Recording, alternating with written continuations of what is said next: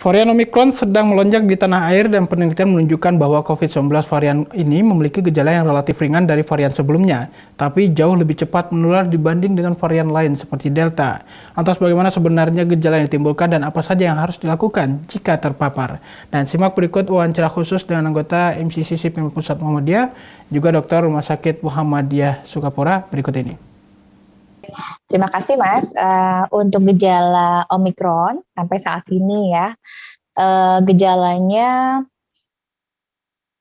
memang agak sedikit berbeda dengan varian yang Delta sebelumnya ya, di wave yang kedua. Ini kan wave yang ketiga ya. Nah, seperti misalnya tenggorokan gatal gitu tenggorokannya dan itu bukan batuk. Kemudian dia ada gejala-gejala seperti flu. Kalau flu itu kan kayak meriang, kemudian kayak hidung mulai kesumbat gitu ya. Mulai terasa nggak enak di tenggorokan gitu. Nah, itu gejala-gejala seperti flu. Kemudian ada juga gejala sakit kepala. Kepalanya itu lebih berat gitu ya. Sakit kepala itu agak sedikit menonjol nih di gejala Omicron. Rata-rata pasien itu mengatakan sakit kepala dan berat sekali sakit kepalanya semua kepala gitu. Kemudian ada juga yang mengeluhkan nyeri otot atau mialgia istilah medisnya ya. Nyeri otot di beberapa bagian tubuh gitu. Karena memang kan karena virus ya, ini khasnya virus seperti ini memang, nyeri otot. Kemudian ada juga beberapa yang mengeluhkan gejala kelelahan, lelah yang sangat gitu. Kayak capek tapi dibuat tidur nggak bisa tidur juga gitu. Kelelahan, fatigue ya istilah medisnya. Kemudian juga, nah ini khasnya bedanya sama yang kemarin. Itu nggak kehilangan indera penciuman maupun indera perasa. Makan masih enak-enak aja, masih bisa cium-cium bau makanan gitu ya. Kalau kemarin itu kan anosmia banyak ya yang hilang penciuman gitu. Dan demamnya itu demam seperti flu itu kadang tinggi ya. Tapi kita kalau banyak minum itu bisa mengurangi suhu tubuh yang meningkat. Dan juga ditemukan beberapa itu berkeringat di malam hari begitu. Itu khas beberapa ciri khas dari gejala Omicron ini. Nah, yang paling sering sih yang 4 itu, yang demam ringan atau meriang-meriang gitu, terus kelelahan, tenggorokan gatal sama nyeri tubuh.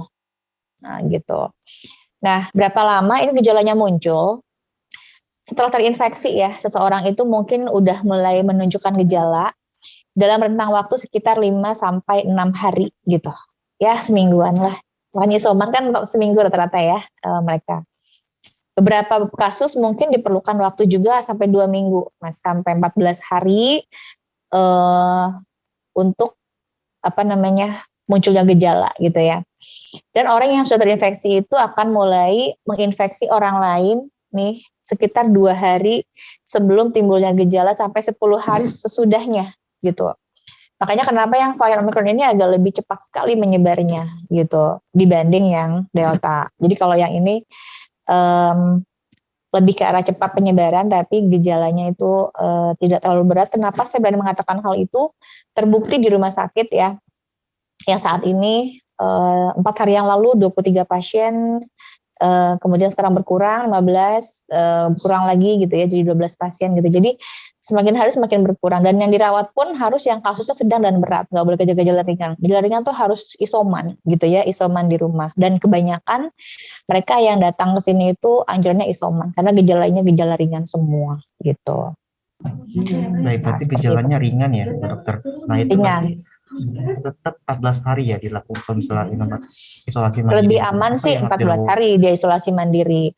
Dan untuk yang karena ini penyebarannya sangat cepat, makanya kan karantinanya agak lebih lama ya gitu dibanding yang Delta kemarin. Karantinanya bisa 14 hari yang saat ini. Karena memang ya itu penyebarannya sangat cepat sekali gitu. Dokter, ini kan ada yang disuruh isoman di rumah. Itu apa yang harus dilakukan pasien sendiri kan dibandingkan varian? Apakah ada trik khusus yang dilakukan oleh pasien COVID isolasi di rumah? Iya, betul. Jadi saya sudah banyak baca di beberapa informasi yang dikeluarkan oleh Vaskes ya.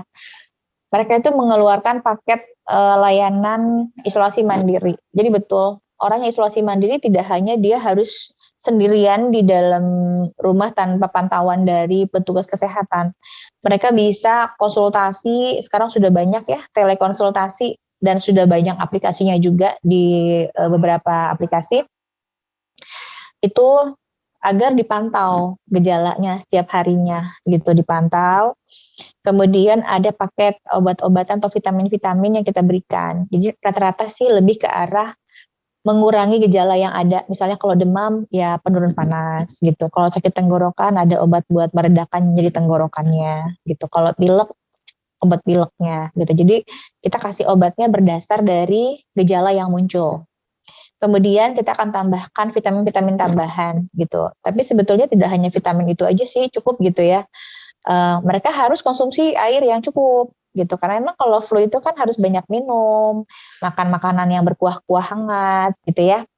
Kemudian berpola istirahat yang teratur, yang sesuai dengan usianya gitu ya. Kalau usia dewasa muda itu rata-rata di 7-9 jam sehari, boleh dipecah gitu ya. Kalau siangnya 2 jam ya sorenya 7 jam gitu ya. Malamnya 7 jam istirahatnya gitu.